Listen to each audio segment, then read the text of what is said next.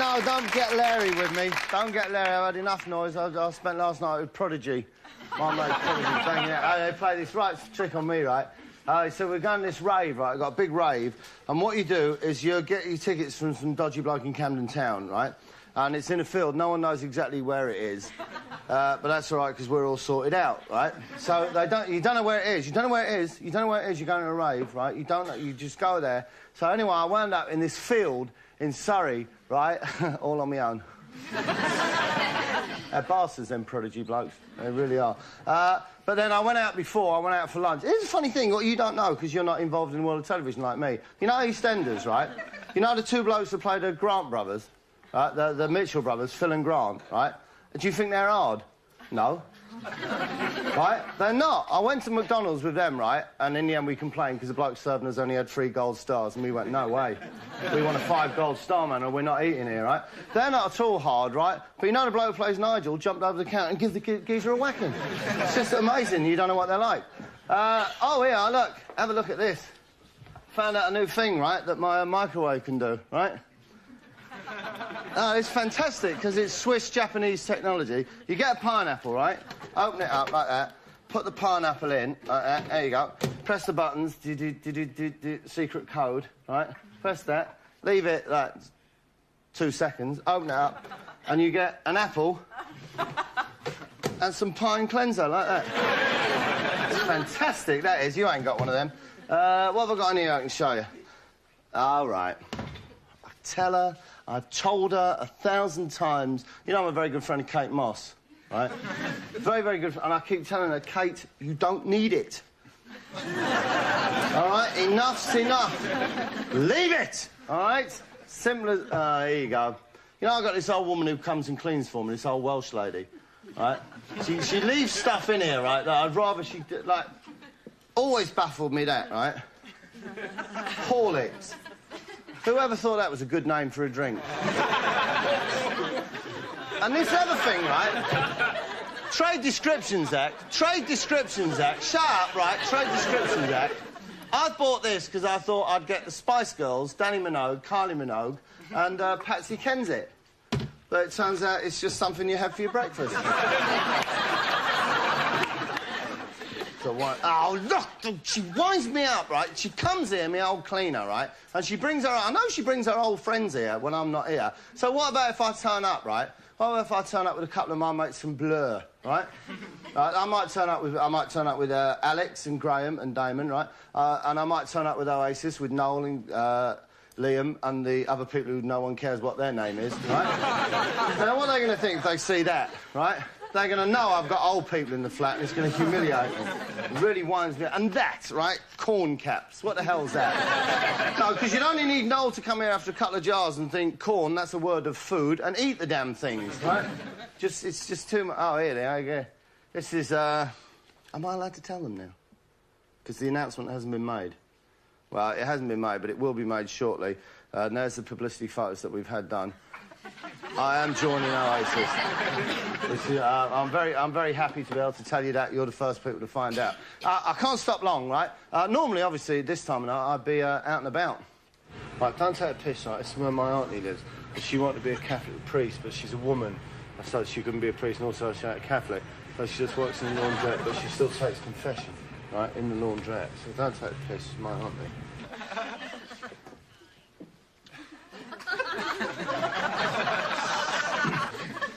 There you go, it's just a bit of Catholic humour, that's all right. That don't matter.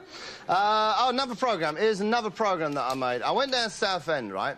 And while I was down there, they said, make a programme. So, it's just a little bit... It's about the radio station. This is the radio station. First, it's off to Essex FM, running on a budget 20 times smaller than Radio 1's. Good morning, this is Peter Holmes from Essex FM. It's Holmes Alone, it's Friday morning.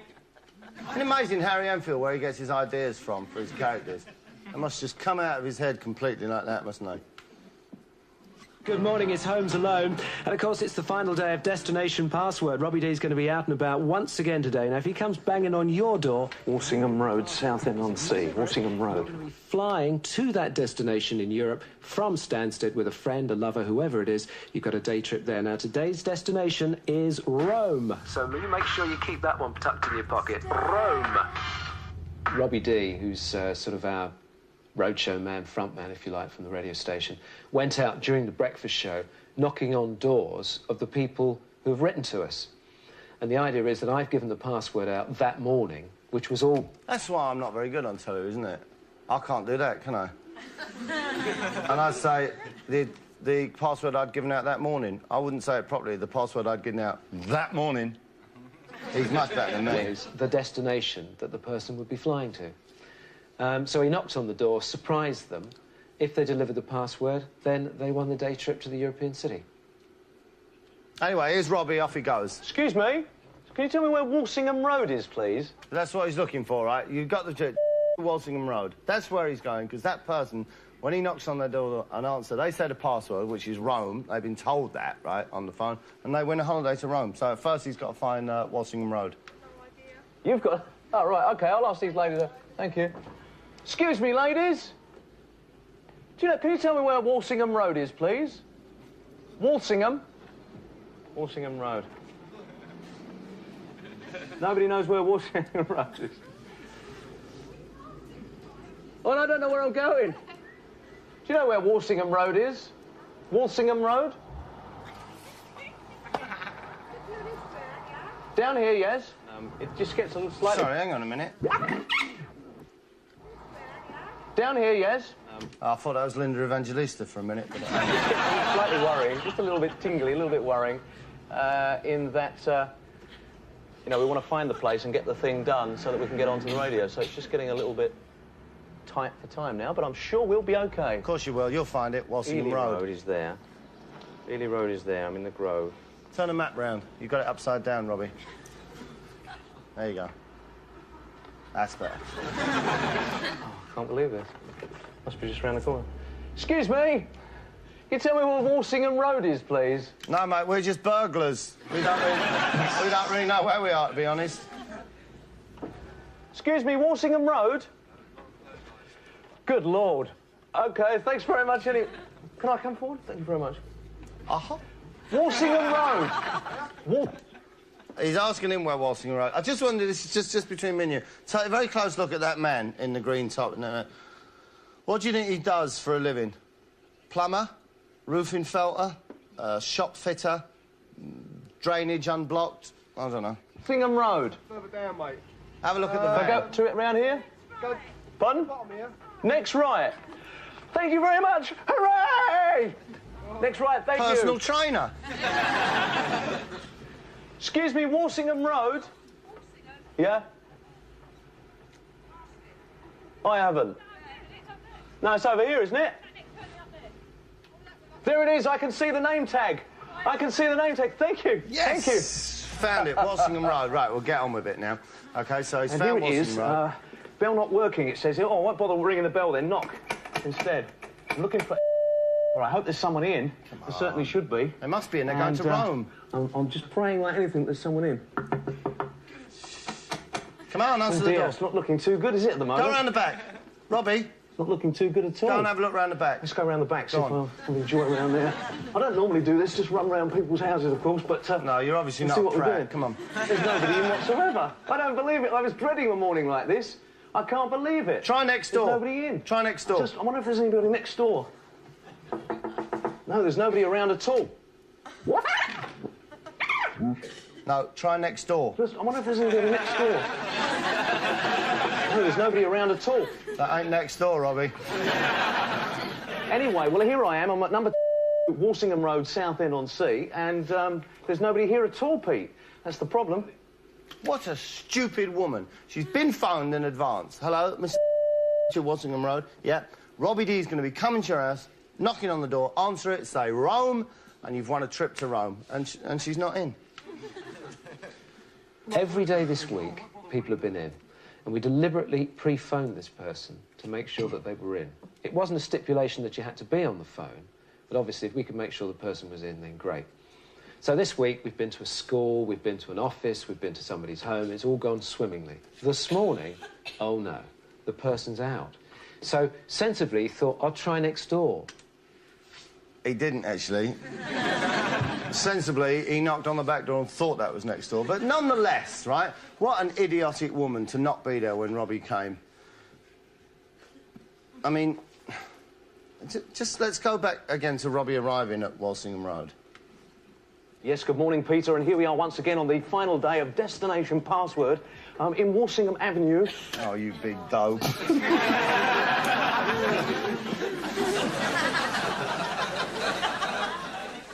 You can look as much as you like.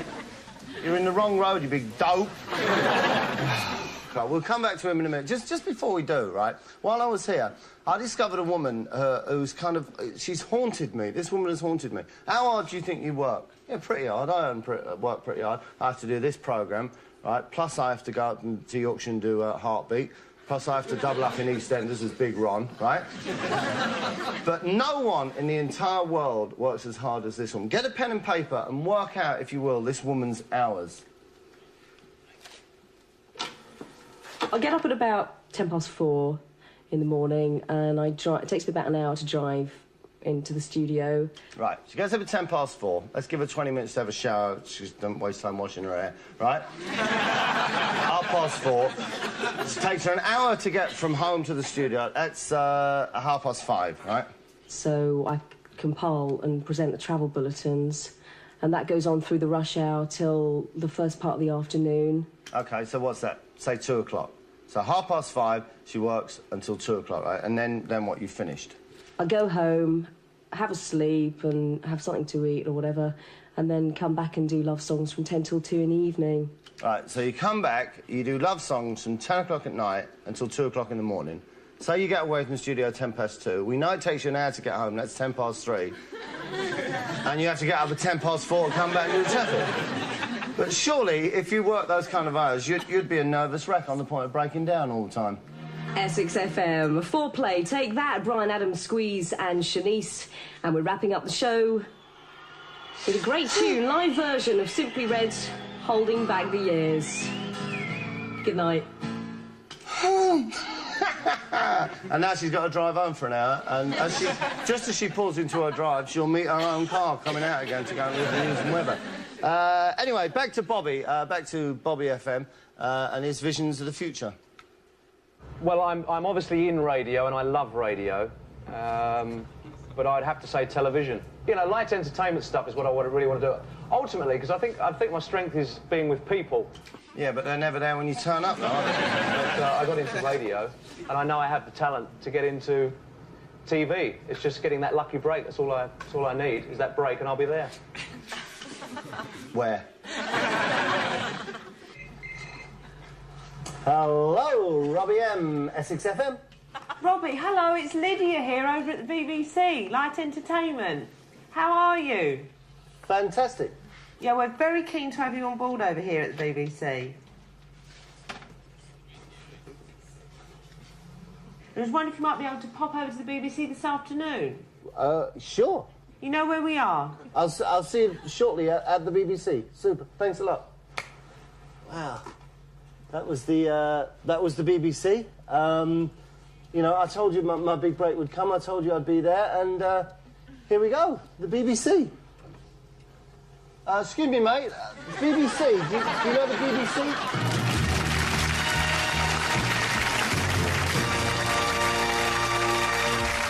It's like I've always said, I am good with people. I am a people person. And I always said when the big break came, I'd be there, and this looks like it could be it. We're on our way to the BBC, just, you know. So, who knows? I could be on your television pretty soon. You never know. So here I am at the BBC. My big break has come here. It's fantastic. Sorry, mate, a bit of a hurry. Got a meeting with an executive at the BBC. Bobby M, Essex FM. Nice to see you.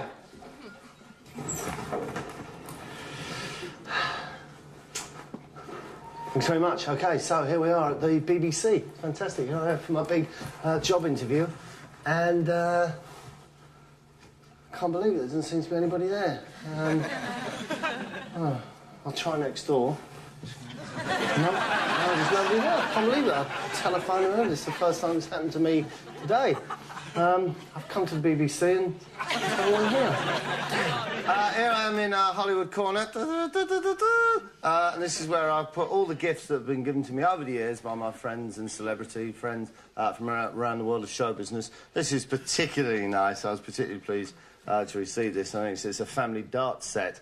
And it's fantastic. And it's basically it's a gift that's given as a kind of forgiveness, because I went round to Kevin Costner's house when I was in Los Angeles, which is in California, which is in the United States of America. And I got a couple of snowballs and stole some money off him. But he's written on the back, "Bob, I forgive you, please accept this." And he's written, "Millsy, Prince of Thieving Bastards." And that's lovely there. And also, this shouldn't actually be here, this, although it's from a celebrity. This is Pepto-Bismol, and this is always sent over by Cher, because when she stays around here, she's not a young lady, and she often has a jippy tummy, so she has to have a couple of mouthfuls of that before bed. In the spare room, obviously. Well, part of her sleeps in the spare room, and then a bit of her sleeps in that room, and her legs sleep in the lounge. Another programme. This is not actually one of the programmes that I made. This is a programme that I feature in, because you're aware of the fact that, along with all the other things I do, I am a member of the police force. I have the power to arrest you even now, just like that. I could just come round your house now and nick you, OK? And this is a programme that was made about the division that I was in. And I'm just going to play the first bit, just as an example to young people. It's essential that an officer portrays himself as a clean-cut person, and that we give the officers the uniform to do that. Me. If he goes in a slovenly manner, uniform dirty and not pressed, he'll be treated as somebody who's slovenly. Where am I? My whole philosophy is this, that if you present yourself spick and span, he will demand an element of respect. I think they're my feet. I'm here somewhere. Where am I? After 2 hours standing in driving rain, for some, this rain is just too great.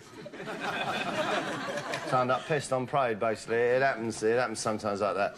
I was in first rank, right, front rank, and we was notoriously difficult division. We was at police academy, and the officers didn't really want us to meet the detective chief superintendent and the assistant commissioner when they came.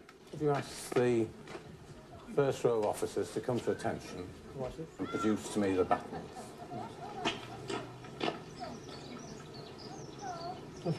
First rank. First rank? You sure? Second rank are pretty good. You might want to have a look at second rank first. Because he knew that us lot in first rank, right, we'd been out drinking the night before. In fact, me and one of my fellow officers, a young lady, we'd had 38 Campari and lemonades between us, right? So he knew we was going to be good for nothing. A division, first rank! First rank, shoot! There she is. Up! Produce your buttons for Mr. Doverston, please. Produce your buttons. Okay. We haven't got our buttons with us, sorry. Warrant cards? Okay. Warrant cards, please. No. Turned up without them, sorry. One there, sir. Okay. Warrant card? No, sorry, no buttons, no warrant cards. And I've got to tell you, Scrambled Egg Hat, you're lucky we turned up in the first place, right? Because we were spewing up less than an hour ago, all right? But we was pretty good. But the hardest one of us all, right, was my mate Richard Greaves. He was in our police. He was a special constable. He was also a traffic warden. And I'll tell you what, one of the hardest men alive. I mean, people in the SAS, my mates in the SAS used to go, "You don't hang around with him, do you?" He's a bit naughty. I think it comes down to basically enjoying working with people. And not knowing what's going to happen. Right. Whether I'm actually nicked. working as a special constable or a traffic warden, anything can happen. Riding your bicycle on a pedestrianised area, OK? So there's no cycling at all. Get off the bike now. If I can ask you to walk with your bike, that'll be fine. Go on this corner, yeah? Yeah. You're nicked. Get off the bike. Go too far, then? Because obviously you don't want to... No cycling at all. It's a pedestrianised area. Well, you as well. Well, as soon as you get around the corner, you'll be OK. But you can't ride here. For future, OK. Well, you better not do it tomorrow, all right? Because tomorrow I'll be tooled up, all right? And I'll bring you down. I'll shoot you down like a dog, all right? Here is, this is me and him, anyway, out on patrol. And he had a thing, bit of a thing about cemeteries and stuff like that. We're now at the cemetery. We're acting on information received that there are regularly youths congregating in and around the cemetery area taking drugs. We're going to go in, we're going to have a look. Obviously, we're going into the cemetery via the back way, so we're not highly visible. We'll have them. We'll see what we can come up with. We'll have them. And kids taking drugs, they're nicked. Well, as you've seen, the graveyard is, I'll choose my words very carefully, deserted. That's because he, and I'll choose my words carefully, is a dope, mostly. He had this terrible thing about death. Wherever there was dead bodies, he reckoned there'd be crime. So there's obviously nobody here taking drugs or doing anything untoward here tonight. So we're going to go from this point down to the funeral parlour. We actually look down the far end of the road, we can actually see that there are a group of people huddled together on the left-hand side. So we're going to try and get as close as we can. But you understand that by hanging around this problem, it's getting hit all the time. People naturally, especially residents, would point the finger at you, you see. So, problem, isn't it? Catch-22. You've got nowhere to go. But obviously when you hang around here, you could get the finger of suspicion. Come on, nick them. They're up to it. Despite close inspection, the specials could find no evidence of drug taking by the children and no trace of damage to the garage. What sort of things could the pesky kids? Why don't you take drugs and damage the garage so we can nick you? Actually, no, I'm being a bit blithe. That's not the point of it. The reason we're there, the reason me and my mates in the Special Constabulary is to prevent crime, all right? If we never nick anyone, then that's a happy day for us, because you know what it means? It means no one's doing anything wrong, OK? Because our presence on the street has stopped people committing crimes, and that's all we could ever ask. We're wrong. Later tonight. Well, we could have something in respect of maybe someone being drunk and disorderly and that kind of crime. We could have something maybe outside the chip shop behind us, maybe some youths getting a lead hand. We could have somebody trying to break into any of the shops here in the marketplace area. So anything could happen. Hopefully nothing will. Yes, everything's fine tonight. No crimes at all been committed. I'll see you later. Cheers.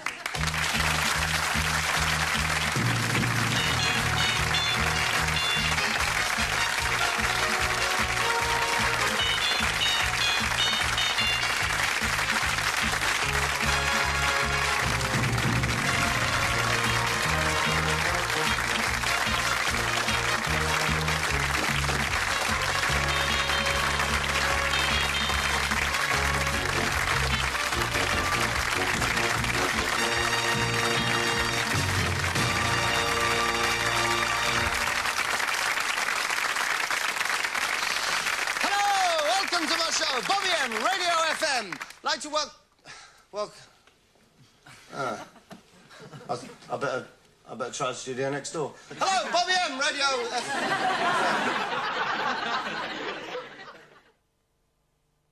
We complained because the bloke serving us only had 3 gold stars, and we went, no way.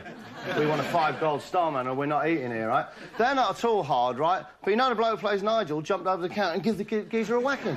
It's just amazing. You don't know what they're like. Oh, here, look. Have a look at this. Found out a new thing, right, that my microwave can do, right?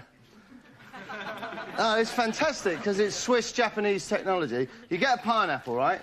Open it up like that. Put the pineapple in, like that. There you go. Press the buttons. Secret code, right? Press that. Leave it, like, 2 seconds. Open it up. And you get an apple and some pine cleanser, like that. It's fantastic, that is. You ain't got one of them. What have I got in here I can show you? All right. I tell her, I've told her 1,000 times. You know I'm a very good friend of Kate Moss, right? Very, very good. And I keep telling her, Kate, you don't need it. All right? Enough's enough. Leave it. All right? Simple as... here you go. You know, I've got this old woman who comes and cleans for me.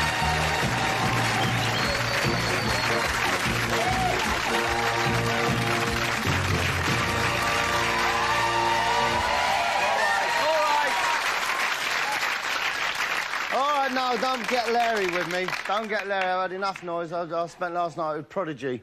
My mate Prodigy banging out. They play this right trick on me, right? So we're going to this rave, right? I've got a big rave. And what you do is you get your tickets from some dodgy bloke in Camden Town, right? and it's in a field. No one knows exactly where it is. But that's all right, because we're all sorted out, right? So you don't know where it is. You don't know where it is. You don't know where it is. You're going to a rave, right? You don't know. You just go there. So anyway, I wound up in this field in Surrey, right? All on my own. They're bastards, them Prodigy blokes. They really are. But then I went out before. I went out for lunch. Here's a funny thing, what you don't know, because you're not involved in the world of television like me. You know Eastenders, right? You know the two blokes that played the Grant brothers, right? The Mitchell brothers, Phil and Grant, right? Do you think they're hard? No. Right? They're not. I went to McDonald's with them, right? And in the end, we...